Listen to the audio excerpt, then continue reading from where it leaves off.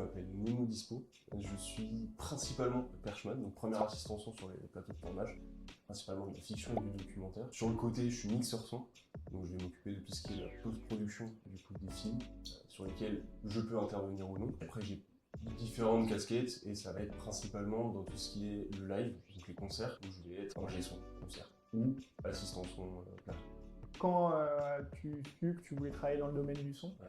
J'ai commencé à me dire que j'allais travailler dans le domaine du son parce qu'à la base, moi, j'écris et je fais de la musique. Donc, je suis arrivé à la SAE en me disant je vais m'autoproduire et vraiment dans cette démarche dans une démarche très artistique. Et en fait, en arrivant à la SAE, j'ai découvert les différents métiers et très vite, en sympathisant avec notamment les promos qui étaient au-dessus de moi, j'ai commencé à bosser en tant qu'assistant, puis je l'ai remplacé sur certaines dates. Donc j'ai commencé à bosser vraiment dans tout ce qui est dans la musique, et là dans les concerts et dans la conférence. C'est sympa la conférence. De base, pourquoi avoir choisi la SAE? Alors pourquoi avoir choisi la SAE? À la toute base, j'ai fait un petit tour des différentes écoles. Donc déjà il y a le matos, mais en plus du matos, c'était la position au sein de la formation. Dans les différentes autres formations, on va vraiment il y a un cadre universitaire.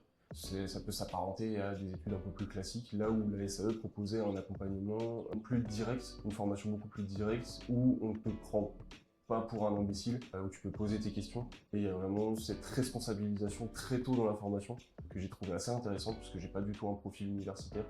J'ai un profil un peu plus ouais, pratico-pratique. C'est vraiment cet aspect-là de la formation qui m'a fait choisir la SAE.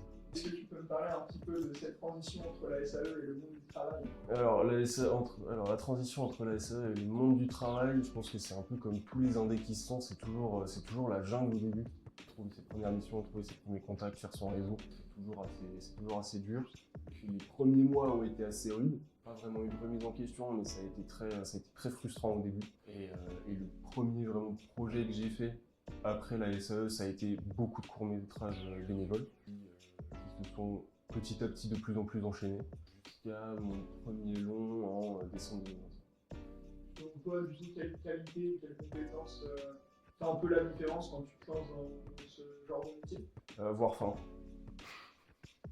Avoir faim et persévérer. Un conseil à donner à futurs étudiants? Je vais donner le conseil que moi on m'a donné quand je suis arrivé à la SAE. Tu vas mettre de l'argent là-dedans, tu vas mettre du temps, tu vas mettre de l'investissement. Et en fait, c'est vraiment le temps de l'investissement qui va faire la différence. C'est venir tous les jours, assister à tous les cours, pense jusqu'au bout et pense que la SAE va te donner quoi. Cette année, la SAE Institut fête ses 50 ans. Ouais. Est-ce que tu as un petit mot à lui adresser? J'espère que ça va continuer pour la SAE, en tout cas la SAE de France. Joyeux anniversaire à la SAE.